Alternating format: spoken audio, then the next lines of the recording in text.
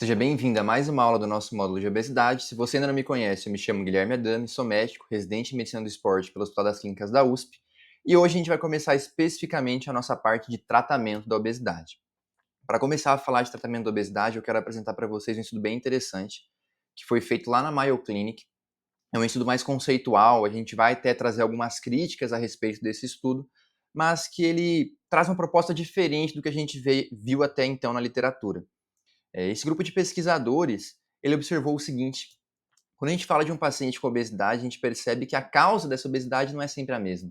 Tudo bem, todo paciente com obesidade invariavelmente vai ter um consumo calórico maior do que sua taxa metabólica basal, isso faz com que ele esteja em superávit calórico, e esse superávit calórico, esse excesso de calorias de forma crônica, causa sim obesidade. Agora, os motivos que levam esse paciente a ficar em superávit calórico de forma crônica variam. A gente percebe, quando começa a atender esse tipo de público, que existe aquele padrão que é um paciente mais de um comer emocional, que sempre que tem alguma questão relacionada a conflitos ou comemorações ou problemas do dia a dia, acaba utilizando a comida como uma forma de aconchego, uma forma de conforto realmente. A gente percebe que tem aqueles pacientes que comem grandes quantidades de comida, mas se concentram em poucas refeições. Tem aqueles pacientes beliscadores que estão o dia inteiro ali comendo, que nunca ficam saciados, digamos assim. E, de forma mais incomum, teriam aqueles pacientes que têm um metabolismo lento, que realmente não parecem ter uma ingesta calórica tão exacerbada, mas mesmo com uma ingesta calórica moderada, permanecem ganhando peso, mostrando pra gente que tem alguma coisa de errado aí. E com essa observação da prática clínica, os pesquisadores ali da Mayo, eles desenvolveram uma tese que existiriam 4 principais subtipos de fenótipos da obesidade, que seria o hunger brain, o cérebro faminto, o hungry gut, que é o intestino faminto, o comer emocional e o metabolismo lento. E a gente já vai definir como que eles falaram que seria cada um desses metabolismos, desses fenótipos. E a partir dessa diferença de fenótipo, eles dariam um tratamento medicamentoso diferente. Então, nem toda causa de obesidade merece a mesma medicação. E a partir dessa tese, eles tentaram comprovar que fazer uma estratégia personalizada para prescrição de medicamento seria superior a você dar o mesmo remédio para todo mundo. Logo a gente vai levantar as críticas sobre esse estudo, mas é uma questão teórica muito interessante que eu acho que é importante que todos vocês pelo menos conheçam esse estudo, porque ele traz realmente conclusões muito bacanas para a gente colocar na prática clínica, mesmo que você não vai seguir exatamente o que eles fizeram no estudo deles. Então, para definir esse estudo, um estudo ensaio clínico pragmático, não foi randomizado. Eles pegaram 450 pacientes, inicialmente fizeram a questão da triagem para ver se realmente existiria uma diferença entre o motivo da obesidade entre eles. Eu já vou mostrar como é que eles definiram o fenótipo da obesidade em cada uma dessas 4 subdivisões. A partir dessa subdivisão inicial, eles fizeram um ensaio clínico especificamente, convidaram os pacientes a participar do ensaio clínico. Aqueles que entraram no ensaio clínico, que foram 84, tiveram um tratamento farmacológico baseado no fenótipo, e os 228 restantes, eles foram prescritos de acordo com o que o convênio cobria de medicação, já que foi feito lá nos Estados Unidos, de acordo com o que o paciente preferia como medicação, de acordo com o que o médico tinha de mais experiência como medicação. Então, existem uma série de vieses, sim, nesse estudo. Esse estudo ele não fez uma divisão dos pacientes de forma randomizada, não foi feito um cegamento na hora de fazer as análises, mas não deixa de ser um ensaio clínico que pode, sim, pelo menos levantar hipóteses para a gente e com algumas observações interessantes para você colocar nessa prática clínica.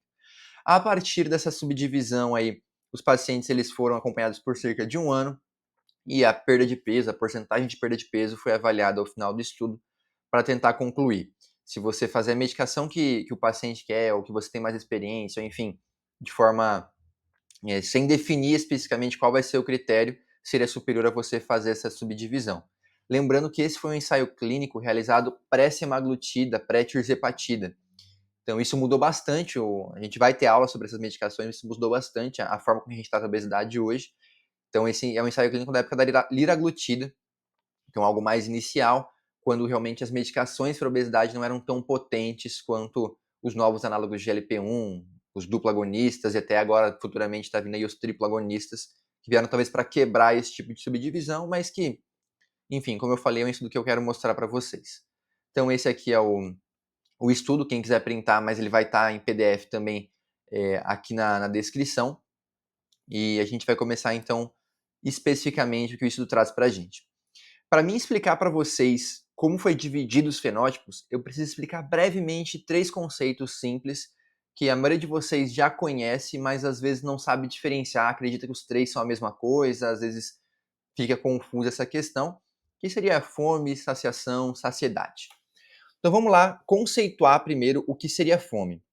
A fome, de uma forma simplificada, seria aquele desejo, aquela vontade, aquele estímulo do nosso corpo em buscar por alimento, em buscar por energia. Essa fome ela é regulada pelo hipotálamo em resposta a uma série de hormônios, principalmente leptina e grelina, onde a leptina ela vai ser mais relacionada à questão da saciação e da saciedade, e a grelina mais relacionada à questão da fome, onde a grelina vai estimular o apetite antes das refeições. E quando a gente tem níveis baixos de glicose, níveis baixos de insulina, a gente também vai ter um estímulo do nosso corpo como uma forma de mecanismo de defesa por aumentar os níveis de fome, a fim do indivíduo corrigir esses níveis reduzidos ali da glicose, da insulina.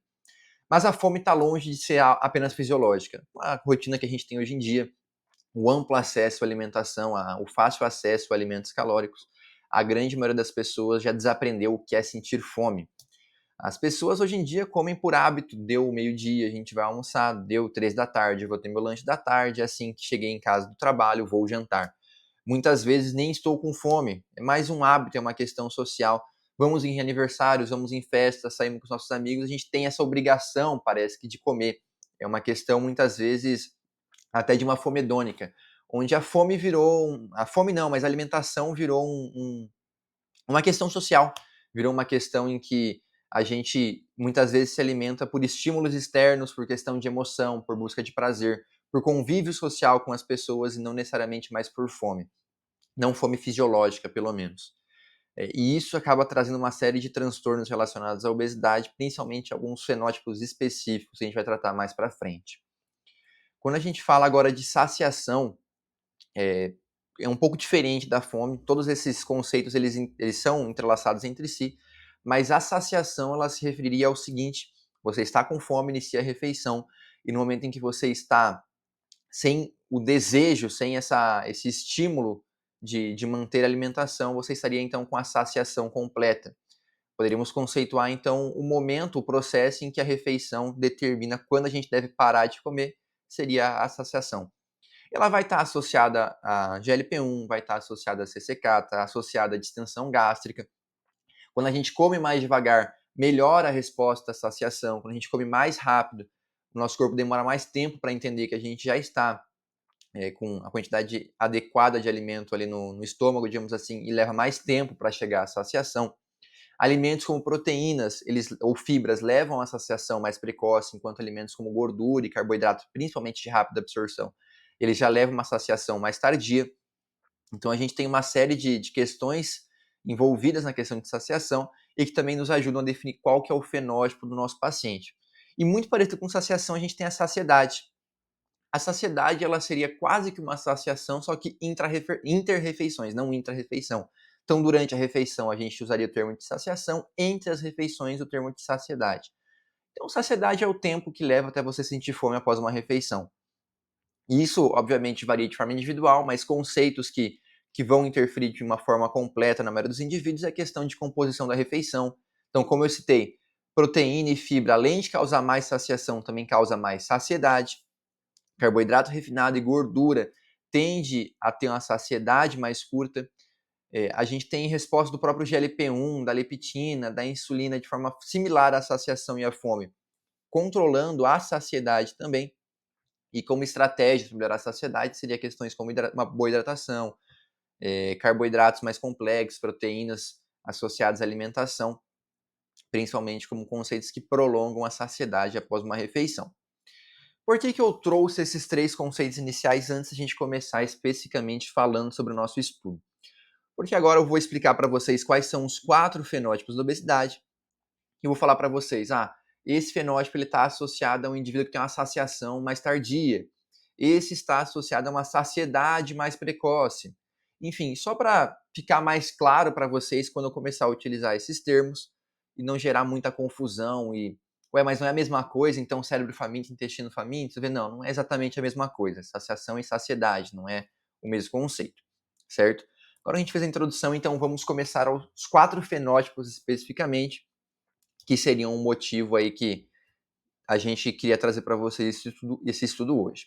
Então, falando do Hungry Brain, o cérebro faminto especificamente, a forma que esses pesquisadores conceituaram o cérebro faminto seria o seguinte: seria aquele indivíduo que tem muita necessidade de ingesta calórica para conseguir chegar até a saciação dele. Então, a forma que eles fizeram para definir isso no estudo foi o seguinte: todos os pacientes foram submetidos a todos os testes que eu vou trazer aqui para vocês.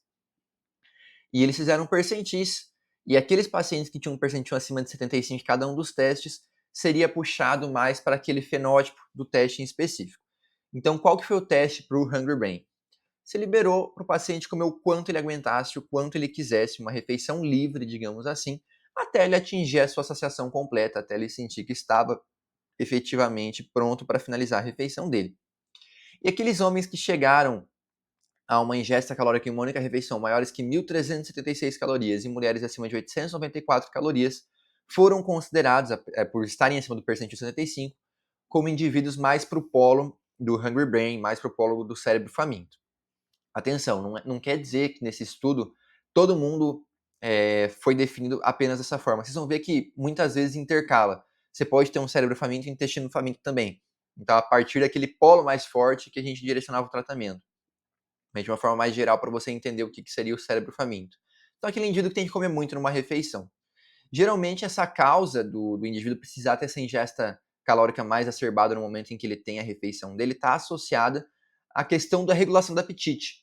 Então, vias como leptina e grelina estão meio desreguladas ali na questão do hipotálamo dele, que fazem com que ele necessite de muita ingesta calórica para conseguir finalizar a refeição. Pensando nisso, a gente vai ter um tratamento direcionado para essa causa. Eu já vou falar sobre tratamento mais para frente. Vamos para o segundo fenótipo. O comer emocional, emotional hunger. Esse, na prática clínica, a gente vê que tem muita prevalência aqui nos nossos pacientes. E a forma que eles encontraram, eu deixei esse score aqui no PDF aqui embaixo também, mas foi basicamente fazer um score relacionado à depressão e ansiedade e passar para esses pacientes aí. E aqueles que tiveram uma pontuação de 7 ou mais teriam uma tendência maior a ter esse comer emocional e também seriam tratados de uma forma específica para a questão de ansiedade, depressão, compulsão alimentar, enfim. Na prática, o que você vê nesse paciente com comer emocional é aquele paciente que o problema dele não é a fome. Você conversa com ele, ele tem uma dieta prescrita, ele consegue seguir a dieta certinho, mas chega no final do dia, muitas vezes, ele não está com fome num sentido fisiológico da coisa.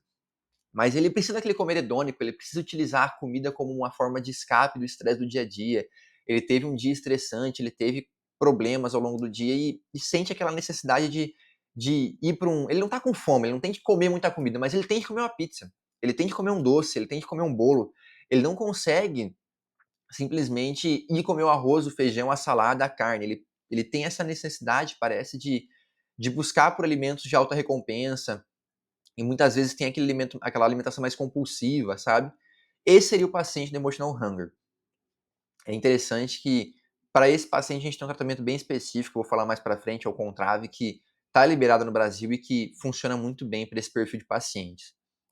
Vamos continuar então, o Hungry Gut é o intestino faminto. Esse aí é o paciente que realmente tem que comer toda hora, é o cara que tem fome precoce, parece que sempre está tendo que comer.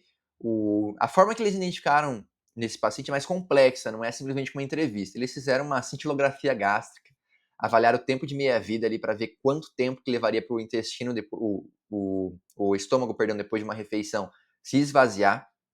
É uma coisa que a gente não vai conseguir aplicar no nosso dia a dia, mas que, como corte, eles colocaram 101 minutos para mulheres, 86 minutos para homens, para definir que seria um intestino faminto, digamos assim. Para a prática clínica, você não vai pedir cintilografia para ninguém, para avaliar se esse cara tem ou não esvaziamento gástrico acelerado. Você consegue fazer isso com a história clínica. É aquele cara que almoçou bem no almoço, teve uma refeição bem estabelecida, mas dá 2, 3 horas ele já está jogando uma série de snacks para dentro. Ele tem que ficar comendo sempre amendoinzinho, sempre tem que comer uma frutinha, tem que comer um docinho, uma bolachinha. Então ele não consegue ficar saciado ao longo do dia. Ele tá sempre ali, não de forma compulsiva pela questão emocional, ele tem fome mesmo. Ele sempre precisa estar ali se alimentando. Seria a forma clínica de você definir quem seria esse hungry gut de forma mais específica, esse intestino faminto. E a forma que os pesquisadores identificaram que teria alteração em relação a isso era aqueles pacientes que têm alteração na liberação de GLP-1, tipo de YY, e que realmente tem uma alteração dessa questão bioquímica para justificar a saciedade mais precoce, que geraria então esse aumento de consumo calórico. E em último lugar, que infelizmente muito paciente acredita que tem esse fenótipo, que tem o metabolismo lento, mas assim, o metabolismo lento é a causa mais incomum de obesidade na prática clínica, mas existe realmente. Seria aquele paciente que quando você faz o cálculo de qual que seria o gasto calórico dele através de uma fórmula, como por exemplo Mifflin ou Harris-Benedict, você chega em um valor, mas quando você roda a calorimetria indireta nele, a gente vai ter uma aula de calorimetria, em breve eu vou postar aqui para vocês. Quando você roda a calorimetria indireta nele, você vê que o gasto real dele é muito aquém daquele previsto pela fórmula. O corte, inclusive, foi menor do que o que a gente tem em literatura basal. Quando a gente considera a literatura mais clássica, a gente considera 10% de variação para dizer que o metabolismo desse paciente está desacelerado. Então, a gente consideraria que o paciente, por exemplo, tem uma taxa calculada de 1.500. Se ele tivesse 1.350, a gente já poderia considerar que sim, ele tem um metabolismo aquém do que deveria. Os pesquisadores da Mayo, eles chegaram num percentil um pouco diferente. Eles definiram 96% para mulheres, 94% para homens. Como eu falei, isso não é a literatura mais clássica, mas é o que eles trouxeram aqui. E esses seriam os pacientes com metabolismo mais lento. Vale ressaltar que esses pacientes, como eu já citei, são a exceção. Via de regra, ninguém fica obeso apenas por metabolismo lento. Ele pode sim ter metabolismo lento, pode sim ter um metabolismo alterado por baixa massa muscular, por alto grau de sedentarismo, muito tempo sentado, principalmente, né? Que diminui a eficiência metabólica desse indivíduo. Vai ter uma inflexibilidade metabólica, a gente vai ter aula sobre isso também, mas geralmente isso também está associado a um comer emocional, também está associado a uma ingesta, uma saciedade, uma saciação, perdão, mais tardia. Enfim, existem geralmente associações conjuntas, é difícil alguém ter apenas o slow burn. Mas posto isso, posto as 4 causas, eu vou trazer qual que foi o tratamento direcionado que esses pesquisadores fizeram para cada uma das 4 causas. A gente vai trazer agora aquela análise crítica que eu citei para vocês e falar o que a gente conseguiria aplicar ou não para nossa prática clínica.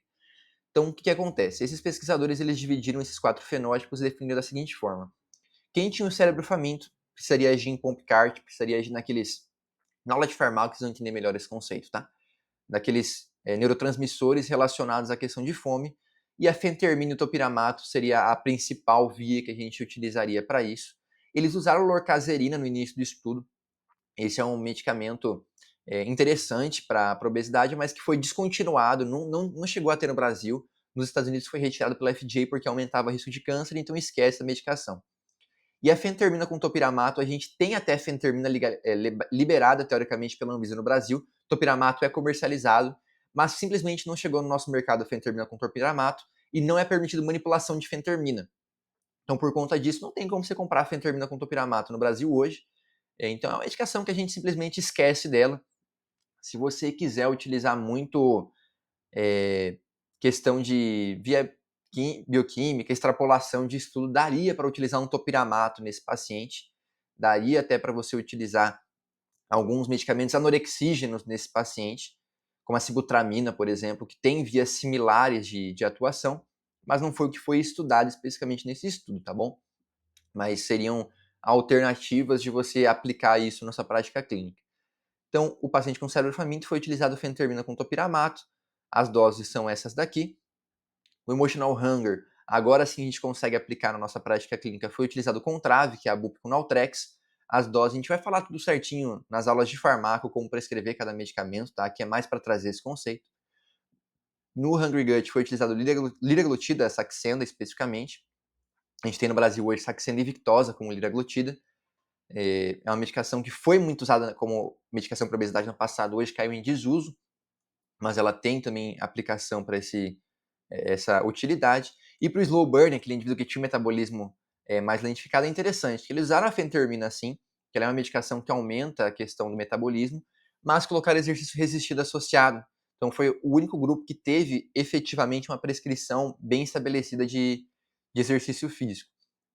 Então mostrando para a gente que isso foi colocado como equivalência a uma medicação nesse estudo. Antes da gente mostrar os resultados desse estudo, eu quero trazer só algumas críticas, porque é um estudo interessante, é um estudo que eu queria que vocês conhecessem, mas também não é um estudo que traz a verdade absoluta. Esse é um ensaio que não foi randomizado, é um ensaio pequeno, não pode trazer conclusões para a gente. E ele foi feito pré-semaglutida, pré-tirzepatida, como eu citei. A liraglutida, ela é uma medicação que realmente não tinha uma grande perda de peso nos estudos que foram feitos inicialmente. Passava ali dos 5%, mas chegava no máximo 10%. Então, assim, não é um grande medicamento. Nenhum desses aqui, na verdade, é um grande medicamento. Isso é até interessante, porque vocês vão ver no resultado desse estudo que eles atingiram uma perda de peso muito importante quando fizeram por fenótipo. Mas quando a gente vai para semaglutida, quando a gente vai para principalmente tirzepatida, a perda de peso é quase universal. Todo mundo que usa medicação, ou praticamente todos os indivíduos, eles têm uma perda de peso muito importante. Então, são medicações que, mesmo fora do fenótipo direcionado, mesmo fora do público-alvo dela, digamos assim, por terem uma potência muito grande, geram uma grande perda de peso. Então, muitas vezes a gente vai escolher a tirzepatida, vai escolher a semaglutida, mesmo no indivíduo que tem um comer emocional, por exemplo. Mas por que eu trouxe esse estudo então? Porque ele abre portas para a gente. Primeiro, esses novos medicamentos, sema e tirzepatida, são muito caros. Quando você vê o preço da Bup-Naltrex é menor, pelo menos que a semaglutida. Também é uns R$ 600, não é uma medicação barata, mas pelo menos é um custo menor. E você vê que um paciente que tem um comer emocional vai responder bem a ela. Então você não precisa sempre ir com semaglutida, você consegue ter alternativas, sabe? O paciente que tem um cérebro faminto, às vezes você associar junto com a medicação que você vai colocar com primeira linha uma semaglutida, você colocar um inibidor de recaptação de serotonina, por exemplo, pode ser uma estratégia, por mais que uma extrapolação desse estudo, mas uma estratégia que pode auxiliar nesse paciente. Focar principalmente nesses pacientes que você faz a calorimetria e vê que tem metabolismo mais lentificado, focar no exercício resistido, mostrar para eles que realmente esse é o principal mecanismo para corrigir a perda de peso, é uma coisa interessante também. Então, esse é um estudo que você não vai aplicar ele de forma literal no seu consultório, mas ele traz conclusões interessantes. E vamos lá, então, primeiro para como eles dividiram aqui, logo eu vou falar para a conclusão. Então, esses foram as divisões de medicação por grupo, em relação ao grupo controle e grupo intervenção. Você vê que teve um pouquinho de lorcaserina, porque o estudo foi conduzido antes de ser suspenso pelo FDA, mas isso aqui você pode desconsiderar porque nem tem mais no mercado. Aí você vê que a distribuição ela não foi homogênea. O grupo controle usou muito mais fentermina com topiramato, de forma percentual, do que o grupo intervenção. O grupo intervenção, por sua vez, utilizou muito mais BUP com Naltrex do que o grupo controle. E no final a conclusão foi a seguinte: a gente viu que o grupo que foi conduzido por intervenção, por fenótipo guiado, 98% dos pacientes conseguiram 5% de perda de peso, que é o alvo mínimo que a gente diz para esse tratamento ser efetivo. Então, praticamente todo mundo consegue ter essa perda de peso quando a gente direciona por fenótipo. Isso usando medicações, como eu citei para vocês, que não são medicações de alta potência, são medicações que classicamente geram a perda baixa de peso de 5 a máximo 10%. E olha que interessante, nesse grupo de intervenção, praticamente metade dos pacientes conseguiram perder mais que 15%, 79% perdeu mais que 10%. Esse valor de perda de peso é absurdo. Você pensar que uma média de Contrave, uma média de fentermina, uma média de, enfim, fentermina com topiramato chegou a 79% dos indivíduos perdendo mais de 10% de peso, é um resultado extraordinário. Tem todos os viés que eu citei, não foi randomizado, a gente não sabe até que ponto que esses indivíduos estavam mais motivados que o grupo controle, mas de qualquer forma, o resultado ele é promissor, ele é um resultado que pode trazer para a gente alguns insights, sim, a respeito de você avaliar melhor o fenótipo do seu paciente. E quando a gente fala de perda de peso por medicação especificamente, a gente vê que a fentermina com topiramato, que foi muito utilizada assim no grupo controle, quando direcionado para o Hunger Bang, teve uma perda de peso muito interessante. O que mostra pra gente que realmente o fenótipo fez alguma diferença, não foi só a medicação em si que fez diferença na perda de peso, sabe? Uma vez que o grupo controle tinha muito mais fentermina topiramato que o grupo intervenção, e essa foi a medicação com maior perda de peso no grupo intervenção, né? E foi 15% de média de perda de peso no grupo que teve direcionado por fenótipo e apenas 9% no grupo que foi relacionado à intervenção, pelo grupo controle, perdão. Então, controle 9%, intervenção 15,9%. Uma diferença absoluta de 6,9% na perda de peso entre os grupos. Então, uma diferença importante quando a gente diferenciou o nosso tratamento por fenótipo. E em colaterais, a gente vê que o paciente que foi guiado pelo fenótipo ele tolerava muito melhor a questão do colateral da medicação que ele estava sendo submetido.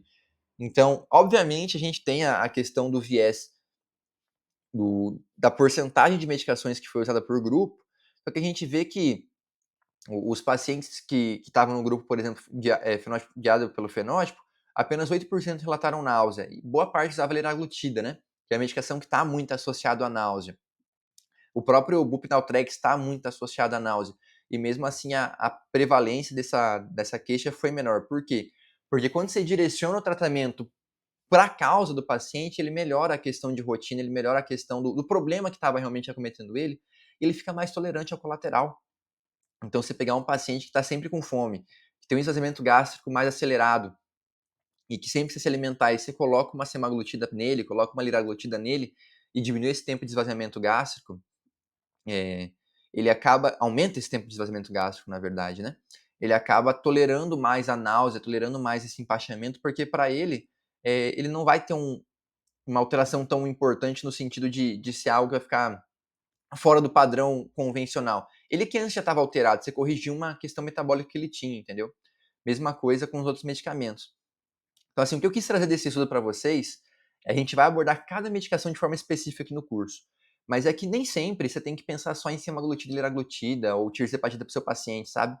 A gente vê hoje que parece que obesidade virou liraglutida, semaglutida e tirzepatida. Principalmente sema e tirzepatida, né? Para ser mais preciso. Mas, na prática, a gente vê que tem muito paciente que responde bem a Contrave. Tem muito paciente que você colocando o inibidor de recaptação de serotonina e ajustando dieta, ajustando alimentação com exercício físico, ele já responde bem. Nem sempre você precisa entrar com medicação de alta potência, que são medicações caras que não tem no SUS, sabe? Você consegue fazer a abordagem do seu paciente de outras formas, além de simplesmente colocar análogo de GLP-1 para todo mundo. E mesmo o paciente que tu vai colocar um análogo de GLP-1, que você realmente vê que ele tem condição financeira e que, por mais que não sejam o fenótipo principal ali, mas ele teria uma indicação, teria uma parcela desse fenótipo também na obesidade dele, você pode investir em outras técnicas, como colocar um contrave junto, em algumas situações específicas de um comer mais emocional, colocar um inibidor de recaptação de serotonina junto, prescrever o exercício com mais intensidade, enfim. Essa aula foi uma aula mais conceitual mesmo para vocês. Eu acho que esse é um estudo que todo mundo tem que conhecer. É um dos estudos clássicos que toda pós-graduação, todo curso de obesidade é citado esse estudo, porque ele veio com uma forma mais disruptiva de discutir obesidade. Ele não é um estudo que é o dono da verdade, a gente tem uma série de erros nele, mas ele traz conclusões interessantes. Espero que vocês tenham gostado dessa aula. E a gente se vê então nas próximas aulas. A gente vai começar a falar especificamente de cada medicação, onde vai falar de como é que cada medicação age, como que você vai prescrever cada medicação para obesidade. Mas eu queria que vocês tivessem primeiro essa visão inicial de fenótipo de obesidade para você até ter uma visão mais crítica na hora de escolher o remédio para o seu paciente.